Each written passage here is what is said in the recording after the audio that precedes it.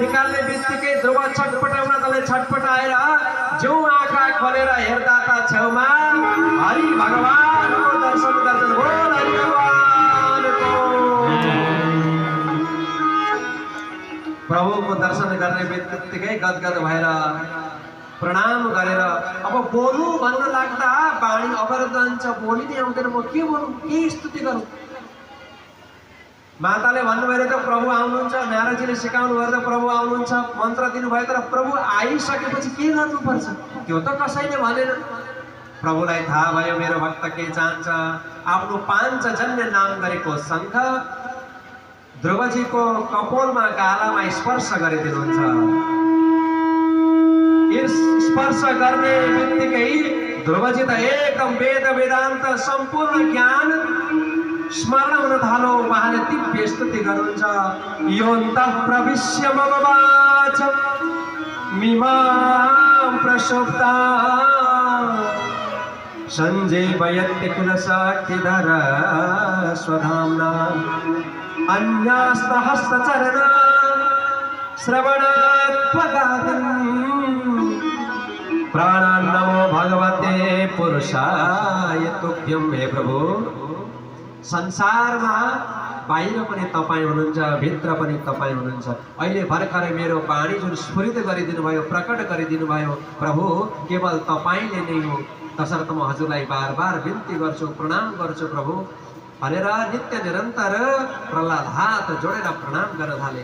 प्रभु भन्नुहुन्छ, ध्रुव तिमीलाई के चाहियो बता, भन।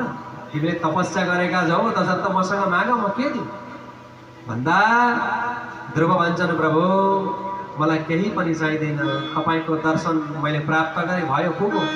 प्रभु मुस्कुराउनुहुन्छ, तिम्रो मनमा कामना थियो है तिमीलाई राजा बन्नु छ भन्दा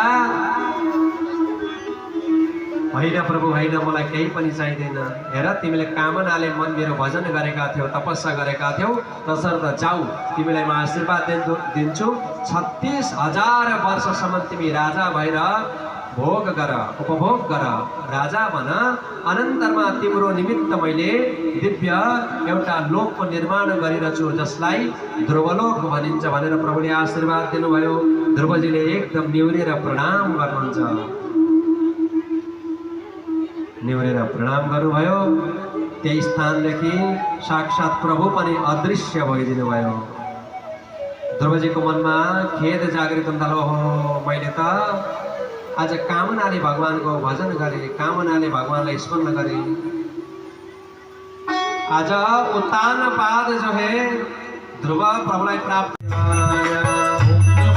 भगवती वासुदेवाय, ओम नमो भगवते वासुदेवाय, ओम नमो भगवते वासुदेवाय। वरुणले पनि थाकेर जानुभयो, मैले पनि सकिन, के गर्ने त भन्दा साक्षात् पवनदेवलाई पठाउनु भयो।